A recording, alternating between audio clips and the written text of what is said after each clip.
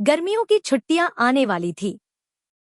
पिंकी और चिंटू के mummy papa उन्हें घुमाने ले जाना चाहते थे। दोनों बच्चों ने इस बार ट्रेन से यात्रा करने की इच्छा जताई। उन्होंने कभी ट्रेन में सफर नहीं किया था, इसलिए वे बहुत उत्साहित थे। पिंकी बोली, मैं खिड़की वाली सीट पर बैठकर बाहर का नजारा देखूंगी। चिंटू बोला, मैं ऊपर वाली सीट पर बैठकर पूरे डिब्बे को देखूंगा। दोनों ट्रेन की यात्रा के सपने देख रहे थे। यात्रा का दिन आ गया। रेलवे प्लेटफॉर्म पर ट्रेन खड़ी थी। पिंकी, चिंटू, मम्मी और पापा अपना सामान लेकर ट्रेन में चढ़ गए और अपनी सीटों पर बैठ गए। पिंकी खिड़की से बाहर देख रही थी। लोग अपनी सीटें ढूंढ रहे थे, कुछ सामान रख रहे थे। चाय और चिप्स बेचने वाले प्लेटफॉर्म पर घूम रहे थे। पिंकी और चिंटू ने पापा से चिप्स और बिस्कुट दिलाने की जिद की। पापा ने दोनों को चिप्स दिला दिए। चिंटू कभी ऊपर वाली सीट पर चढ़ता तो कभी नीचे उतर जाता और खूब मस्ती करता। ट्रेन तेजी से दौड़ रही थी। खिड़की के बाहर हरे भरे खेत, घर, नदियां और पुल दिखाई दे रहे थे।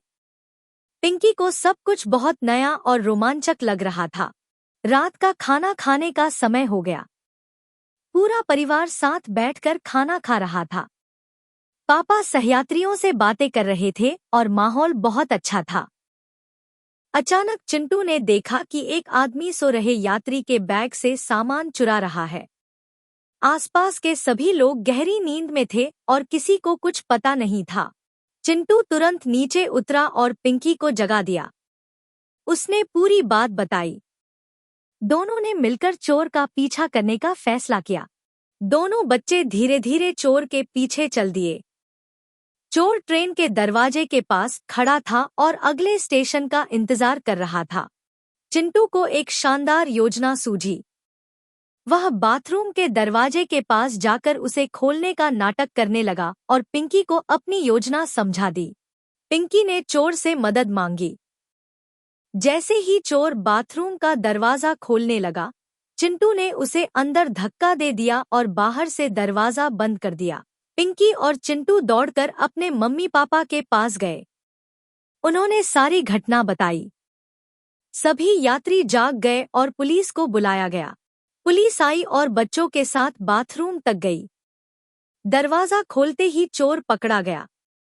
उसने चुराया हुआ सामान वापस कर दिया। सभी यात्रियों ने पिंकी और चिंटू की बहादुरी की खूब प्रशंसा की।